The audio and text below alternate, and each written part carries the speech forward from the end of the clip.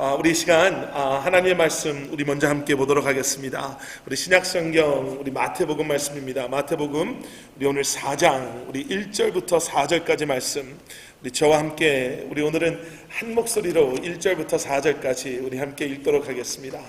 마태복음 4장 우리 1절부터 4절까지 말씀 우리 한 목소리로 함께 봉독하시도록 하겠습니다. 그때에 예수께서 성령에게 이끌려 마귀에게 시험을 받으러 광야로 가사 40일을 밤낮으로 금식하신 후에 줄이신지라. 시험하는 자가 예수께 나와서 이르되 내가 만일 하나님의 아들이거든 명하여 이 돌들로 떡덩이가 되게 하라. 예수께서 대답하여 이르시되 기록되었으되 사람이 떡으로만 살 것이 아니요 하나님의 입으로부터 나오는 모든 말씀으로 살 것이라 하였느니라 하시니. 아멘. 아멘.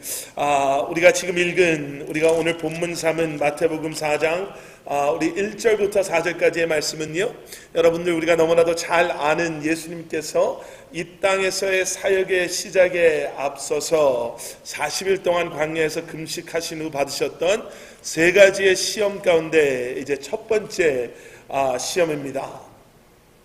40일 동안 금식을 하신 예수님께서 40일 동안의 금식 40일을 밤낮으로 금식하신 후에 마귀에게 시험하는 자에게 유혹을 받으시지요. 그 유혹이 어떤 거였냐면 이제 내가 하나님의 아들임을 그러면 증명해봐라 라는 것입니다.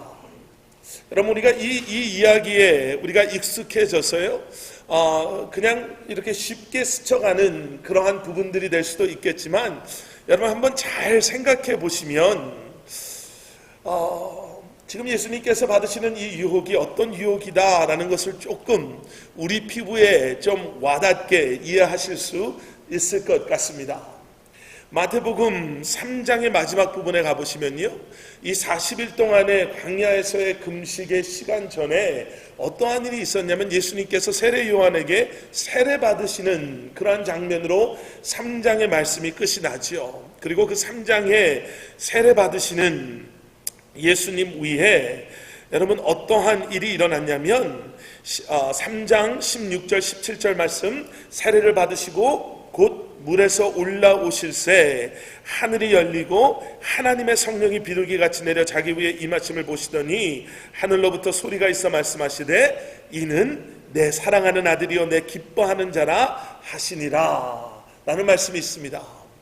여러분 이것을 두 가지로 이해를 하셔야 돼요. 첫째는 무엇이냐면 예수님은 이미 하나님께서 너는 내 사랑하는 아들이다 라는 그러한 말씀을 받으신, 누가 뭐라 그래도 하나님의 아들이 인간의 몸을 입고 이 땅에 오셔서 하나님의 온 인류의 구원의 계획을 완성하기 위해서 이 땅에 오신 성육신의 하나님이시죠. 근데 마귀가 시험하는 자가 그걸 가지고 예수님을 유혹하기 시작해요. 너 정말 하나님 아들 맞냐? 라는 것이요. 여러분 유혹이라는 게 참 그렇습니다. 우리 마음에 확신이 있다가도요, 여러분 우리가 가장 연약하고 가장 힘들 때 내게 확신이 있었던 그것마저도 우리로 하여금 다웃한다고 하죠. 이걸 믿을 수 있나 없나, 이것 때문에 힘들어하게 하는 게 유혹이에요.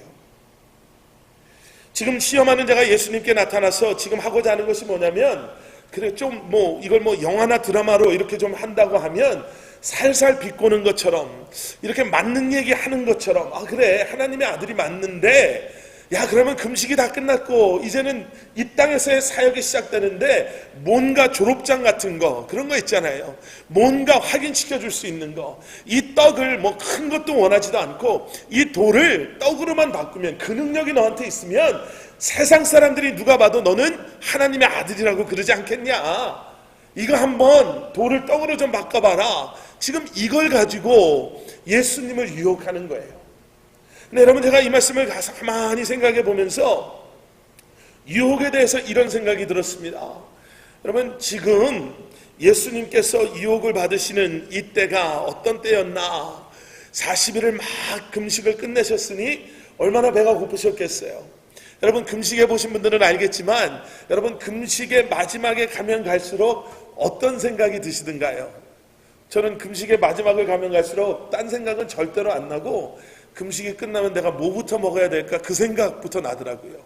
이걸 먹을까 저걸 먹을까, 뭘 먹어야 될까 이런 생각밖에 안 들어요. 여러분, 근데 지금 금식 중에 유혹이 온 게 아니라 금식이 끝난 후에 이 유혹이 온 거예요. 그러면 여러분, 저 같으면 그래 잘 됐다라는 생각도 들었을 것 같아요. 지금 배가 고프니까 내가 하나님의 아들인 것도 증명할 겸, 그래 또 저 동네까지 가서 또 뭘 먹을까, 또 뭘 만들어서 먹어야 되고 이러지 말고 돌을 떡으로 일단 만들어서 먹으면 배고픈 거는 일단은 허기는 가실 거 아니에요. 유혹이 금식 중에 야 금식하지 마, 40일 20일만 해도 충분해, 너무 형식적인 거 아니야 40일 채우려고 하는 것, 하나님이 우리의 마음을 보시지, 이걸 이렇게 변화시켜서 하나님의 영광을 드러내면 그것보다 더 소중한 게 뭐가 있겠어, 이런 유혹이 아니라 금식이 끝난 후에 이 일이 일어났다고 해요. 광야에 아무도 없는 곳에서요.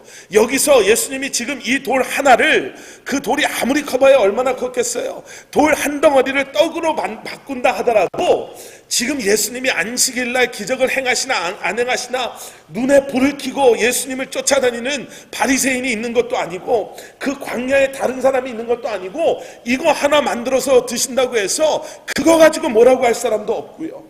금식이 안 끝난 것도 아니고요. 여러분, 이 유혹은 또 어느 때 일어났냐면 가장 배가 고프셨을 때, 그리고 그때 예수님께 가장 필요한 것을 가지고 유혹을 하는 거예요. 그리고요, 예수님은 충분히 그렇게 하실 수 있는 능력이 있으신 분이었고요. 그리고 또 한편으로는요, 이것을 통해서 예수님께서 얻을 수 있는 일도 제법 많이 보이는 그런 일을 가지고 유혹을 해요. 돌을 떡으로 만들었다는 소식이 지금은 아무도 없지만 사람들에게 소문이 나면 이 땅에서 사역을 시작하는 예수님의 사역에 얼마나 도움이 되겠어요.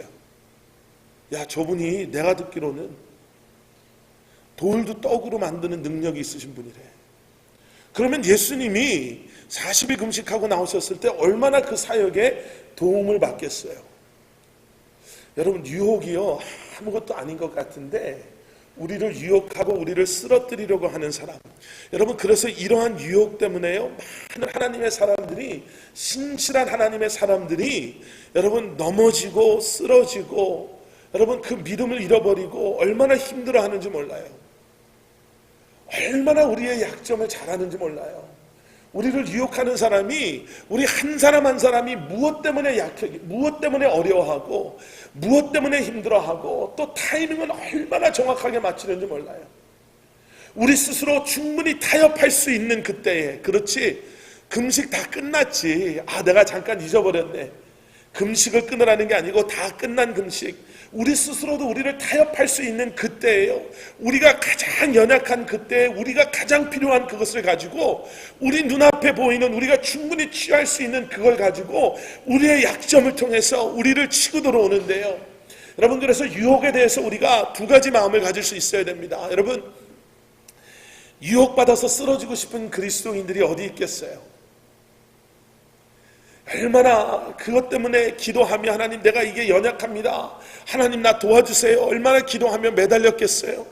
여러분, 그래서 우리가 정말 실족한 지체들을 위해서 여러분 정죄의 손가락, 저 사람 저 정도밖에 안 돼, 저 사람 저러면서 무슨 교회 다닌다고 해 라는 그러한 정말 정죄의 그러한 이 말보다는 여러분 어렵게 신앙생활 하다가 실족한 그들을 위해서 우리가 같은 마음으로 중보해주고 위로해주고 격려해주고 우리가 품어주고 함께 주님 앞에 나아갈 수 있는 그러한 마음이, 이번 여성 수양회에서도요 사랑이라는 주제가 많이 다뤄졌었거든요. 그러면서 강사님께서 그런 말씀하셨어요. 여러분, 사랑이라는 그러한 엄청난 무기가 우리한테 있습니다. 그러면서 무슨 얘기를 하셨냐면, 그런데 그 무기를 사용하기로 믿음 안에서 선택하셔야 됩니다. 무기를 가져다 놓고도 사용하지 않으면 그게 무슨 소용이 있습니까? 예수님의 사랑을 안다고 하는 우리가 우리에게 가장 가까운 사람들의 연약함, 그리고 그들의 그러한 연약함 속에 아파하는 걸 가지고 우리가 품어주지 않으면 누가 품어주겠어요? 우리가 함께 하지 않으면 누가 함께 해주겠어요? 우리 아이들이, 우리 사랑하는 남편이, 아내가, 우리 사랑하는 지체들이 아파하고 힘들어할 때 여러분 그 위로, 사랑의 위로와 사랑의 격려, 내가 같이 있어줄게요, 내가 기도해 줄게요, 내가 다 모르지만 그래도 내가 함께 중보하겠습니다라는 그러한 이야기를, 말들을, 격려를 여러분 하나님의 사랑, 그 사랑을 아는 우리로부터 듣지 못하면 누구로부터 듣겠어요? 여러분 이 유혹이라는 게 아무것도 아닌 것 같은데요, 여러분 이러한 엄청난 파괴력이 있음과 동시에 여러분 우리가 서로 지체입니다, 우리가 이 몸 안에 하나 됐습니다 라고 이야기하는 건 연약해하는 그 지체를 위해서 여러분 우리가 그 마음을 이해해주고, 나라도 충분히 그랬을 수 있을 거예요, 나라도 만약에 이런 거였으면, 나라도 그랬으면 정말 힘들었을 거예요 라는 여러분 공감하는 그 말 한마디 속에 여러분 우리가 서로를 함께 붙잡아 줄 수 있고 격려해 줄 수 있는 그러한 믿음의 공동체가 되기를 주님의 이름으로 축원합니다. 예수님께서 이런 유혹을 받으셨어요. 그런데 우리가 너무나도 잘 아는 것처럼 그렇게 해봐라, 참 배고프지 않냐, 빵 만들어서 먹어라 라는 그 말씀 앞에 내가 사람이 떡으로 살 것이 아니요 하나님의 입으로부터 나오는 모든 말씀으로 살 것입니다, 이렇게 대답하세요. 여러분 신명기 8장 1절부터 5절에 나오는 그 말씀에 근거한 대답으로 이 유혹을 예수님께서 물리치시거든요. 그리고 그 신명기 8장 1절부터 5절의 말씀을 들여다보면 예수님께서 이 첫 번째 유혹을 받으심과 그 유혹을 이기심을 통해서 광야와 같은 곳에서 정말 힘들게 유혹과 그리고 죄의 영향력 속에 살고 있는 우리로 하여금 어떻게 살아야 되는가에 대한 말씀을, 그러한 메시지를 세 가지를 주십니다.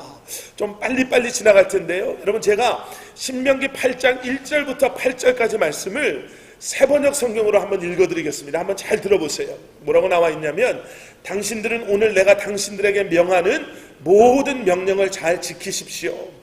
그러면 당신들이 살아서 번성할 것이며 주님께서 당신들 조상에게 약속하신 땅에 들어가서 그 땅을 차지할 것입니다. 당신들이 광야를 지나온 40년 동안 당신들의 하나님이 당신들을 어떻게 인도하시는지를 기억하십시오.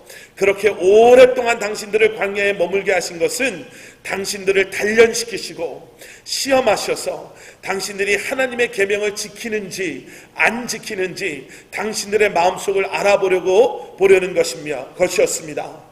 주님께서 당신들을 낮추시고 굶기시다가 당신들도 알지 못하고 당신들의 조상도 알지 못하는 만나를 먹이셨는데, 이것은 사람이 먹는 것으로만 사는 것이 아니라 주님의 입에서 나오는 모든 말씀으로 산다는 것을 당신들에게 알려주시려는 것이었습니다.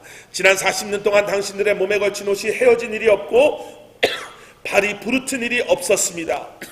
당신들은 사람이 자기 자녀를 훈련시키듯이 주 당신들의 하나님도 당신들을 훈련시키신다는 것을 마음속에 새겨 두십시오.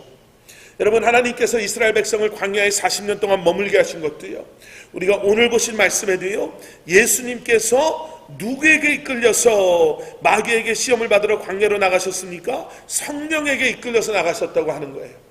그러니까 여러분 하나님께서 우리에게 허락하시는 광야는요, 목적이 있는 광야입니다. 오늘 일부 예배 때도 그런 말씀을 드렸는데요, 여러분 우리가 믿음이 성숙해갑니다 라고 말할 수 있는 그런 모습 중에 하나는 무엇이냐면, 끊임없이 변하는 우리의 삶의 환경으로 말미암아 하나님을 퀘스천하는 것이 아니라, 여기서 퀘스천이라는 건 뭐 질문을 한다라는 게 아니라, 하나님은 왜 이러시는 분이지? 하나님 신실하신 분 맞아? 하나님 선하신 분 맞아? 안 그러면 왜 나한테 광야와 같은 이렇게 어려운 이런 힘든 일을 내게 허락하시나? 이런 모습이 아니라 언제나 동일하신 하나님, 그 신실하심, 그 선하심으로 말미암아 끊임없이 변하는 내가 처해져 있는 환경을 그러한 하나님과 동행함으로 이겨나가는 삶을 살아가는 거예요. 근데 우리는 반대된 모습으로 살아가잖아요.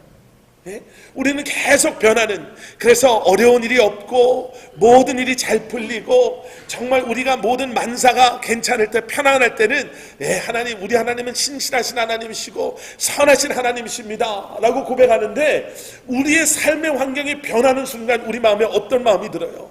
우리는 변하는 우리의 환경을 보고 하나님을 퀘스천하는 거예요. 하나님, 도대체 하나님의 사랑은 이 정도밖에 안 됩니까?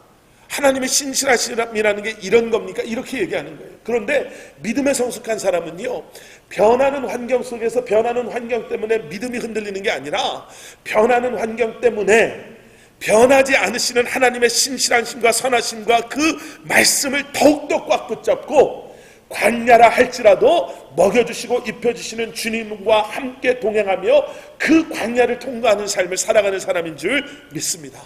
그 광야를 허락하신 목적이 있는 거예요. 그래서 오늘 이 말씀을 통해서 광야와 같은 유혹을, 끊임없는 유혹 속에 살아가는 우리가, 여러분 기억해야 되는 첫 번째 그 메시지의 레슨은 뭐냐면, 여러분 떡은 절대로 우리의 삶의 목적이 될 수 없습니다.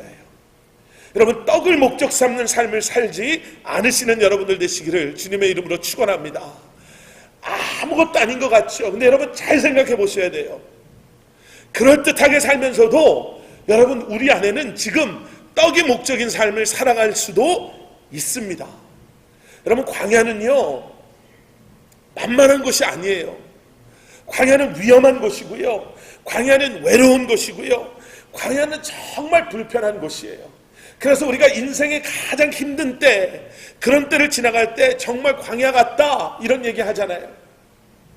그런데 아까도 말씀드린 것처럼 하나님은 목적 없이 일하시는 분이 아니십니다.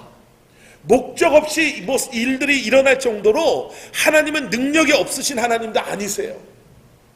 그 세상에 어떠한 것도 하나님을 정말 벗어나서 하나님의 계획 외의 것들이 일어나는 일들이 일어날 수가 없어요.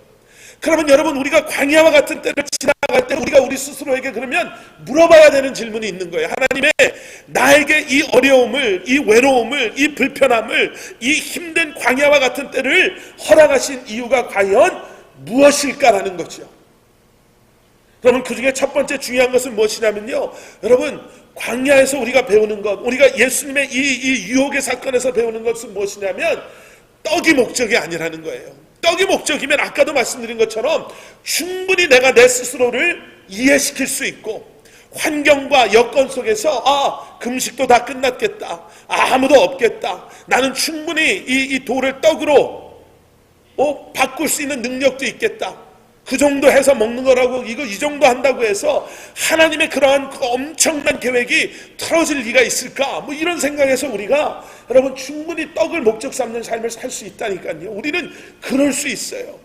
그런데 여러분, 오늘 이 말씀에 떡으로만 사는 거 아닙니다, 하나님 말씀으로 사는 겁니다 라고 말씀하신 예수님의 그 말씀, 신명기 8장의 말씀에는 여러분 분명히 이 메시지가 들어있어요. 사람은 육체의 떡과 말씀이라는 영의 양식, 이 두 가지로 산다, 이것도 어느 정도 맞아요. 그런데 더 분명한 메시지는 뭐냐면, 우리 모두는, 우리 한 사람 한 사람은 생명의 주관자 되시는 하나님의 뜻에 순종하며 살아야 된다라는 거예요. 떡 목적 삼아서, 우리가 원하는 걸 목적 삼아서 살아가는 것이 아니라, 내가 이 정도 신앙생활 하니까 내 육체적으로 나도 이 정도 즐길 수 있어야 되는 거 아닙니까? 그럴듯하게 신앙생활은 밸런스 잘 맞춰야 되는 거 아닙니까?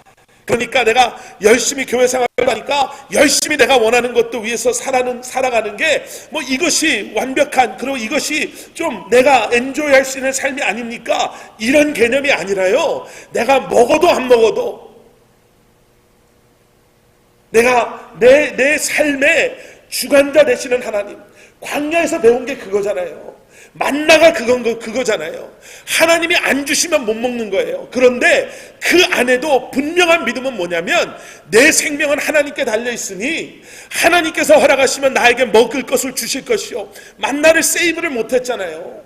오늘 먹으면 내일은 또 다른 만나를 기대하며 하나님을 신뢰하며 잠자리에 들어야 되는 거예요.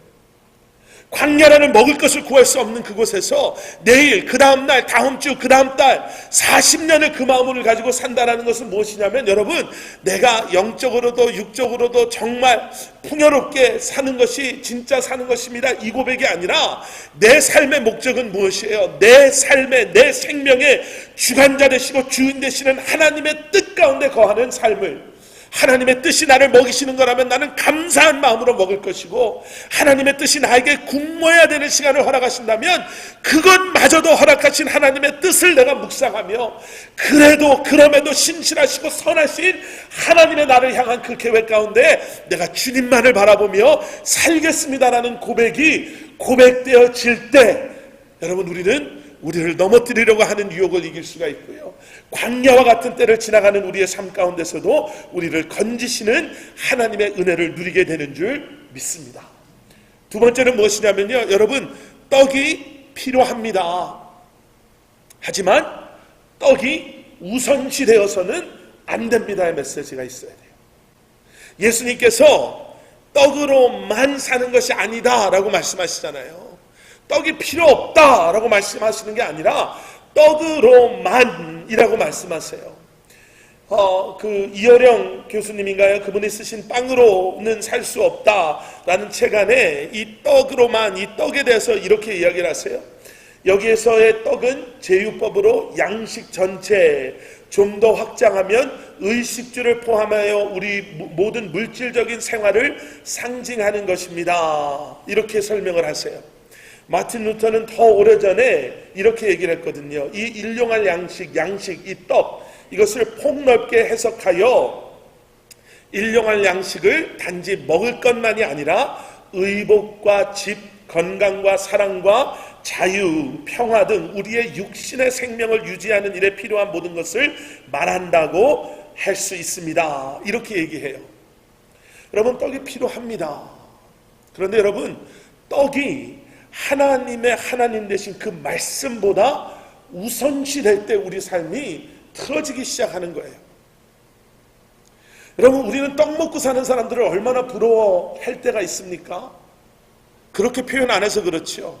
떡 먹고 사는 사람들, 돈 걱정 안 하는 사람들, 우리가 원하는 삶을 우리가 그렇게 애써가며 살고 싶어하는 그러한 삶 살아가는 사람들 보면서, 야, 저 여자 결혼 잘해서 출세했어, 저 부모님 잘 만나서 얼마나 좋겠어, 야, 저 사람 운도 좋아, 하는 일마다 얼마나 잘 돼. 여러분, 그 고백은 결국 무슨 얘기 하냐면요, 저 사람 먹는 떡이 부럽습니다, 이 이야기 하는 거죠. 그런 고백이 나올 때마다 우리가 느껴야 되는 게 뭐냐면, 지금 내 삶에 지금 떡이 앞서가는구나 라는 것을 여러분 볼 수 있으셔야 돼요. 떡이 없다라는 말씀하시는 게 아니에요. 떡 필요 없다라는 말씀하시는 게 아니라고요. 떡이 우리에게 필요한 거 아세요? 예수님께서 오병이어의 기적도 여러분 그 마음 가운데, 그래, 배 다 불러라 이렇게 하셔도 됐겠죠. 제자들이 예수님 배반하고 다 돌아갔을 때 예수님이 제자들을 기다리시면서 예수님이 이 음식 준비하고 기다리시잖아요. 여러분, 우리가 그것을 보면서 떡이 이것이 우리에게 필요하다라는 것을 우리가 알게 돼요. 그런데 여러분, 중요한 게 뭐가 있냐면, 아무리 좋은 떡을 먹고 살아도요, 그 떡이 우리의 마음을 채워줄 수 없다라는 사실이에요. 여러분, 우리는 우리가 원하는 것을 위해서 일합니다. 열심히 일해요. 그런데 여러분, 그렇게 항상 우리가 원하는 것, 우리의 의식주를 위해서 일하는 삶을 인간은 살지 않았었습니다.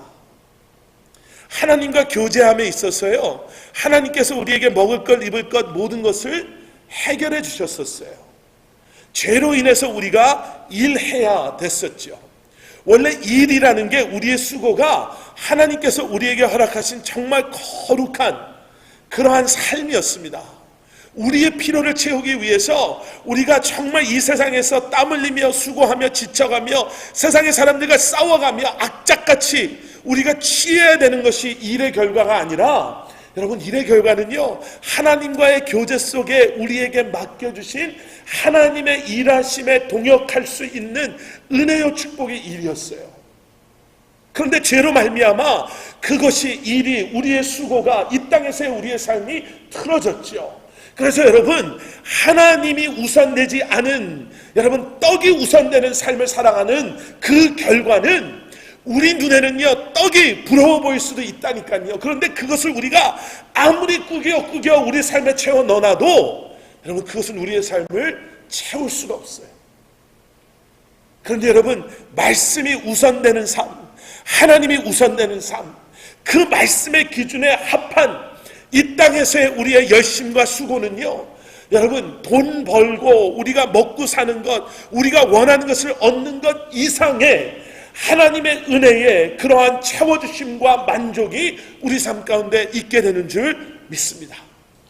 떡이 우선되는 삶을 살아가지 아니하는, 그리고 여러분 오늘 이따가도 우리 자녀들과 좀 함께하는 시간이 있을 텐데요, 여러분 우리 아이들에게 절대로 떡 목적 삼고 떡이 상징하는 세상의 것들을 그것을 위해서 살아가는 사람, 그러한 아이들 되지 않고 말씀을 쫓아가는, 말씀을 우선시하는 삶을 살아가는 그러한 우리의 자녀들이 될 수 있도록 여러분들 그 마음으로, 그 믿음으로 우리 자녀들을 양육하시는 우리 부모님들, 우리 교회 되기를 원합니다. 마지막 세 번째는요, 이거예요. 여러분, 살아있는 것 같은데 죽어있는 삶을 살아가는 사람이 있고요, 죽은 것 같은데 진짜 사는 사람들이 있습니다. 요한계시록 3장에 가서 보시면요, 예수님께서, 이제 하나님께서 이제 요한을 통해서 사대교회에 주시는 말씀이 있어요. 그 말씀에 3장 1절과 2절을 보면 하나님이 이런 말씀하세요. 너희들은 살았다고 하는데 죽은 자다, 이렇게 얘기하세요. 너희 안에는 생명이 남아있지 않다라고 말씀하시는 거예요. 사람들 눈에는 그 행위가 온전하고 그럴듯하고 완전해 보이지만, 얼마나 떡을 잘 먹고 잘 살았으면 사람들 눈에는 정말 부러울 정도로 너희의 행위가 온전하고 완벽해 보이지만 우리의 중심을 보시는 하나님의 눈에는 그게 아니다 라고 말씀하시는 거예요. 여러분, 떡 먹고 사는 게 꼭 살 수 있는 것처럼 보여요. 떡을 먹어야지만 살 것처럼 보이고요, 떡을 먹는 사람들이 그럴듯하게 잘 사는 것처럼 보여요. 그런데 여러분, 이 광야를 지나간 사람은요, 만나를 맛본 사람은요, 말씀의 능력을 맛본 사람은 내 중심을 바라보는 하나님께서 지금 내 마음에서 보고자 하시는 것은 잘 먹고 잘 사는 것이 아니라 말씀이 기준됨으로 말미암아, 하나님이 우선되심으로 말미암아, 그 말씀 안에 거함으로 말미암아 떡을 앞장세우는 삶이 아닌 하나님의 부르심에, 계획하심에 순종하며 나아가는 삶, 여러분 그 삶을 진짜 살아있는 사람이다 라고 이야기하세요. 세상 사람들 눈에, 말씀드렸지요, 세상 사람들 눈에 어떻게 보이는가 중요하지 않아요. 그런 얘기, 어떻게 그렇게 살아요? 어떻게 그렇게 살아요? 지금 많이 모아놓지 않으면, 지금 이렇게 살지 않으면, 우리 애들 이렇게 해서 이런 잡 가지지 않으면, 요즘 시대가 어떤 시대인데 걔네들이 어떻게 살아요? 노후는 어떻게 하시려고 그렇게 사세요? 이런 얘기 세상 사람들이 할 수 있어요. 그런데 여러분, 그 말에 흔들리지 마십시오. 이는 내 사랑하는 자다 라는 하나님의 음성 가운데, 여러분 우리는 하나님의 사람들이에요. 세상 사람들과 같을 수 없는, 세상 사람들은 떡 쫓아가는 게 당연해요. 눈에 보이는 것밖에 보지 못하니까요. 그런데 하나님의 사람들은 떡 먹고만 사는 게 아닙니다. 하나님의 말씀 먹고 그 말씀이 주시는 그 말씀의 능력 가지고 우리는 떡을 먹더라도요, 우리는 떡을 취하더라도요, 세상 사람들과 전혀 다른 이유와 목적 때문에 떡을 먹고 떡을 취하며, 하지만 하나님의 말씀대로 살아가기를 결심하는 그러한 삶을 살아야 될 줄 믿습니다. 이번 한 주간도요, 우리에게 주시는 그 삶의 자리에서 그래서 열심히 일하셔야 돼요. 그래서 우리의 수고가 세상 사람들의 수고와는 다르게 내 눈에 보이는 결과로, 아버지 하나님, 내 눈에 보이는 결과 때문에 내 마음이 움직이는 것이 아니라 하나님의 나라를 소망하며 꿈꾸며 우리의 수고, 우리의 열심으로 주님 앞에 나아가는 여러분들 되시기를, 그러한 여러분들에게 약속하신 은혜와 축복을 쏟아부어 주시는 한 주간의 여러분들의 삶이 되시기를 주님의 이름으로 간절히 축원합니다.